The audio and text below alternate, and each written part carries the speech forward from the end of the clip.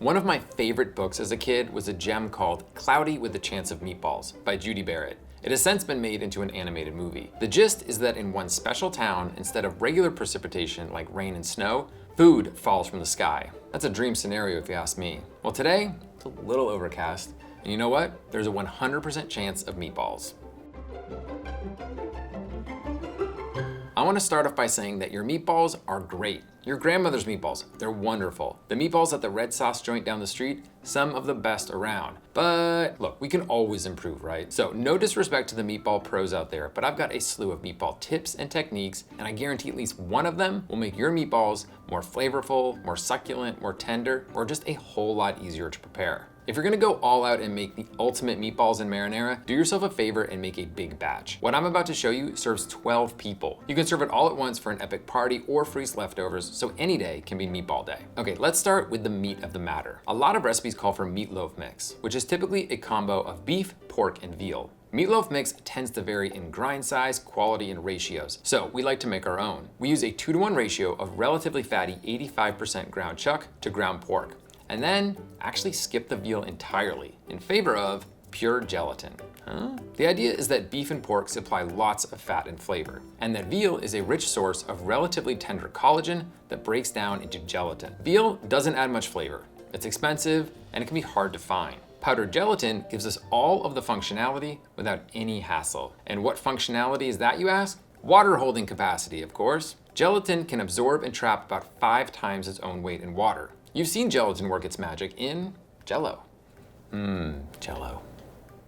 But today we're talking about meat and meatballs, so let's check out a little experiment using broth. In this glass, I have a basic chicken broth. And in this glass is broth to which I added unflavored gelatin in the ratio of about 5 parts broth to 1 part gelatin. Look at the difference. Oh, right, so sorry, they look the same. Look at the difference when I pour them. So this one doesn't pour. It does bounce though. Let's check that out in slow-mo.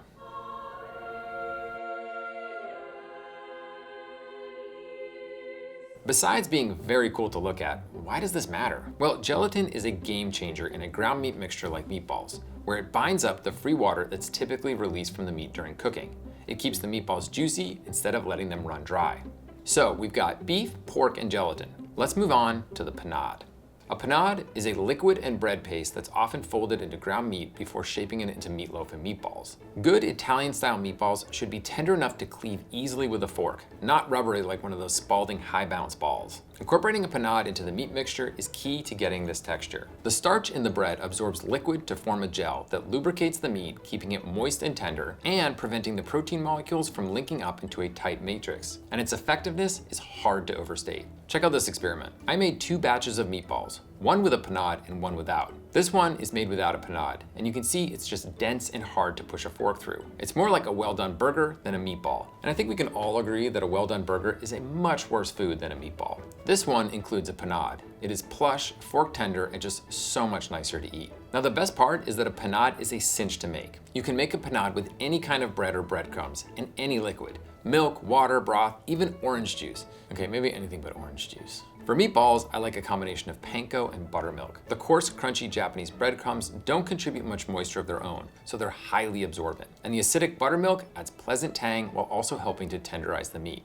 Next up, let's talk about flavor. Your meatballs need ham and cheese. And by ham and cheese, I mean prosciutto and Parmesan, which make the meatballs so much more savory. Now, I don't mean that they'll taste like ham and cheese. I mean, they will taste like sweet, sweet synergy. Allow me to explain. Fresh meats like beef and pork are mildly savory due to naturally occurring substances called nucleotides. Prosciutto and Parmesan are intensely savory because they are packed with glutamates that provide the taste we call umami. But a really special thing happens when nucleotides and glutamate are combined in your mouth. The savoriness can be amplified 8-fold. The key to incorporating both seamlessly is finely chopping the prosciutto and grating the Parmesan. A few eggs, which bolster the panade, some parsley, garlic, and salt and pepper, and our meatball mixture is done. Let's get cooking. Now at this point, I could bust out my skillet and oil and start frying these 40 meatballs. But we all know how that goes. And the tender meatballs flatten on a couple of sides and end up looking more like sliders than meatballs. There's a better way, and that better way is roasting. This takes so much labor out of this labor of love. Rather than standing at the stove batch cooking, all you do is set racks inside baking sheets, Coat them with non-stick cooking spray, evenly space out the meatballs, and then roast them at 450 degrees. In 30 minutes, they are gorgeously brown like this. Let's ooh and ah. Ooh, ah. The racks promote air circulation, so they brown uniformly. You don't even have to turn them. Just rotate the trays halfway through cooking. So simple, so well browned, so delicious, so meatball-y, okay, I'll move on. Our meatballs are cooked through at this point. You could eat them right now, but they wouldn't be tender enough. The best meatballs are braised in their final sauce. So let's make that sauce. I've got some classic aromatics: onion, garlic, pepper flakes, and dried oregano. I'll let those get nice and golden, and then in goes tomato juice, crushed tomatoes, and a little white wine for brightness. Yep, you heard that right, tomato juice. Turns out, it's not just for airplane cocktails. Tomato juice is so savory and packed with umami. And its thin viscosity is gonna make this sauce very loose at first, but that's actually a good thing. As the meatballs braise, the sauce reduces and tightens. Okay, time to marry the meatballs and the sauce. Now that's a wedding I'd like to attend.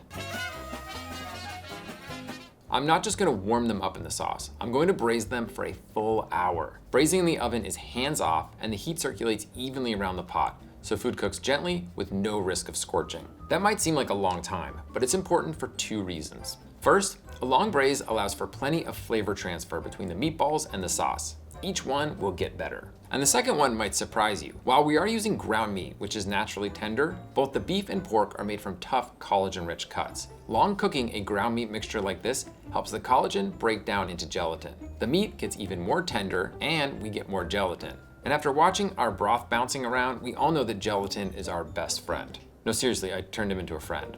Look, it gets lonely on set, okay?